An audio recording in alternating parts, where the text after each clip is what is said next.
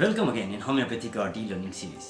मुत्तअद्दिद friends के मशवरे और रिक्वेस्ट को मद्देनज़र रखते हुए मैंने यह फैसला किया कि अब से सिर्फ तारफ़ी सेशंस नहीं बल्कि तरबियती सेशंस का आगाज़ करूँगा, ताकि इल्म और इलाज की कैपेसिटी बिल्डिंग का ये सिलसिला आपकी माहिराना सलाहियतों को उजागर करने का एक ज़रिया बन जाए। आज हम सीखेंगे कि होम्योपैथिक फ़लसफ़ा को समझने में हम कहाँ पर और क्यों चूक जाते हैं। मुत्तअद्दिद ऐसे मकामात आते हैं कि जहाँ पर हमें कुछ कमियों या खामियों का सा एहसास होता है। ऐसा क्यों है? आइए बाकायदा आगाज़ करते हैं। होम्योपैथी का मतलब है इलाज बिलमिसल। इलाज बिलमिसल के दो मुनफरिद और बुनियादी अराकीन या सुतून हैं। पहला आजमाइश अद्वियात और दूसरा इस्तेमाल अद्वियात। आजमाइश अद्वियात या प्रूविंग को बिलमिसल मेथड की बदौलत सरअंजाम दिया जाता है और इस्तेमाली अद्वियात को अमल तकलील और तकसीम पर मुरतब करके अपनाया जाता है।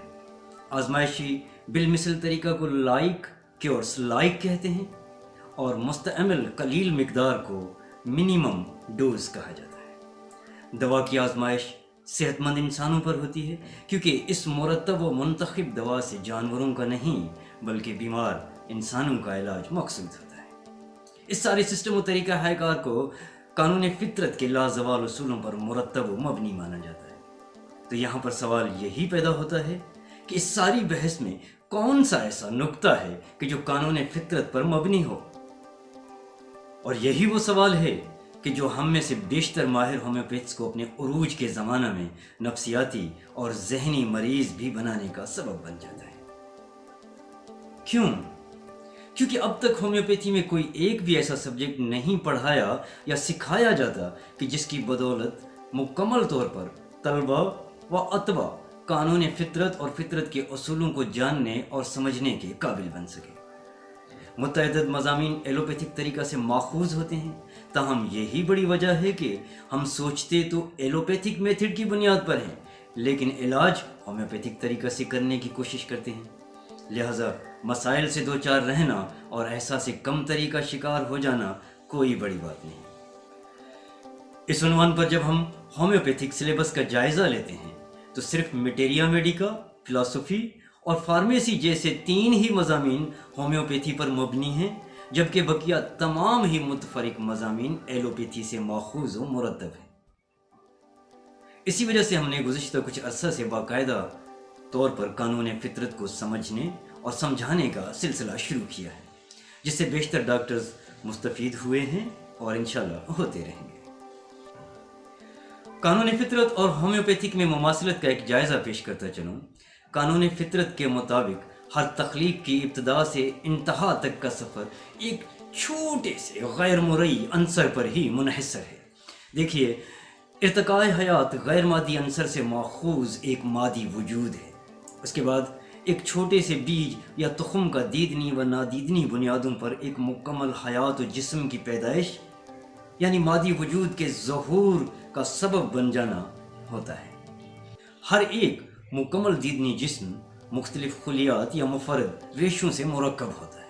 हर मुफरद रेशा का एक मिजाज यानी एक नेचर है, जिसकी बका व तहफ़्फ़ुज़ के लिए कुछ तवानाइयाँ या क़ुव्वतें, मिसाल के तौर पर क़ुव्वत हयात, क़ुव्वत मुदाफ़ियत, क़ुव्वत मुदबरा, क़ुव्वत ख़ारजा, क़ुव्वत जाज़बा, क़ुव्वत हाज़मा, क़ुव्वत लामसा वगैरह वगैरह जैसी मुकर्रर हैं। अगर इन क़ुव्वतों में गैर मुतदल कैफियत या अननेचुरल मूड का दखल हो जाए तो इन रेशों या खुलियात में भी बिगाड़ का सबब बन जाता है और यूँ ये लाहक गैर फितरी हालत जिस्म की फना का सबब बन जाती है।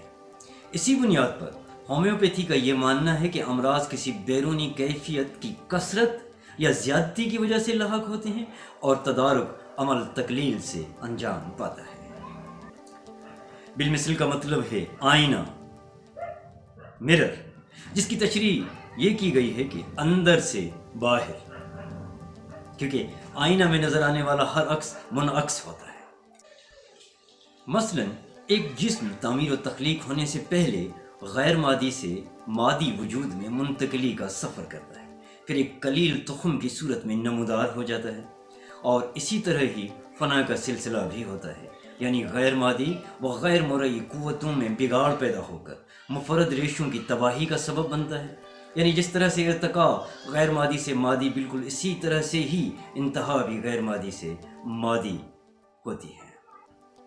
کیونکہ یہ سفر منعکس ہوتا ہے، تاہم ہمیں مادی وجود پہلے نظر آتا ہے اور غیر مرئی حالت بعد میں واضح ہوتی ہے۔ ہومیوپیتھک اور قانونی فطرت کو سمجھنے کے لیے آئینہ میں نظر آنے والے عکس کو سمجھنے کی اشد ضرورت ہے۔ اس کمی کو پورا کرنے کے لیے میرے سابقہ ای لرننگ سیشنل ویڈیوز ملاحظہ کریں یا میری تصانیف سے استفادہ حاصل کریں، جو کہ آپ کو issue.com، archive.org اور گوگل پہ سرچ کرنے سے یا ہومیوپیتھک آرٹ فیس بک پیج اور گروپ میں مل جائیں گے۔ یاد رکھیں کہ یہ آن لائن نالج شیئرنگ کے مقاصد کے لیے بالکل مفت ہے۔ قانون فطرت کے مطابق بالمثل ادویات کو سمجھنے میں بھی کچھ خامیاں پائی جاتی ہیں۔ آئیے یہ بھی سمجھ لیتے ہیں۔ فطرت کو انگریزی زبان میں نیچر کہا جاتا ہے، جس کی تفہیم میں یہ وضاحت ہو سکتی ہے کہ فطرت یا نیچر کا مطلب مزاج، کیفیت، حالت یا بنیادی ترکیب ہے۔ ہماری دانست میں ایک مغالطہ یہ بھی ہوتا ہے کہ ہم گرمی کا علاج گرمی سے کرتے ہیں، سردی کا علاج سردی سے اور زہر کا علاج زہر سے کرتے ہیں، لیکن در حقیقت ایسا نہیں ہوتا، کیونکہ ہم اصل حقیقت کو نہیں سمجھ پاتے ہیں۔ دیکھیے، جسم کو اگر سردی لاحق ہو جائے تو خودکار نظام کے تحت جسم خود بخود فی الفور گرمی پروڈیوس کرنا شروع کر دیتا ہے، اور یہی صورتحال گرمی لاحق ہونے پر بھی ہوتی ہے۔ اب ادویات کی حقیقت کو بھی اسی مثال سے سمجھیں کہ اگر جسم کو سردی لاحق ہوئی تو جسم رد عمل میں گرمی پیدا کر دے گا، اور تمام علامات بھی گرمی کی ہی پیدا کرے گا، نہ کہ سردی کی۔ اگر اس سردی کے رد عمل کے نتیجے میں عارضی لاحق گرمی معتدل جسم میں مرضیاتی کیفیت اختیار کر جائے تو اس کے تدارک میں ہم اسی معیار و پیمانہ پر مبنی سرد دوا کھلاتے ہیں تاکہ جسم واپس اعتدال پذیر ہو۔ یہی صورتحال گرمی کے لاحق ہونے پر بھی ہوتی ہے۔ اس خاکہ سے صاف واضح ہو جاتا ہے کہ ہم لاحق حالت سے مرض کا علاج نہیں کرتے، بلکہ لاحق حالت کے اصل سبب سے لاحق مرض کا علاج کرتے ہیں۔ ذرا سوچئے، اگر ہم واقعی قانون فطرت کے اصولوں کو سمجھ لیں تو علاج بالمثل اور حفظان صحت پر قابل تعریف اور قابل ذکر حد تک دسترس پانے میں ضرور کامیاب ہوں۔ اپنے فیسیلیٹیٹر ہومیوپیتھک ڈاکٹر یونس کشالی کو اجازت دیں۔ اللہ نگہبان۔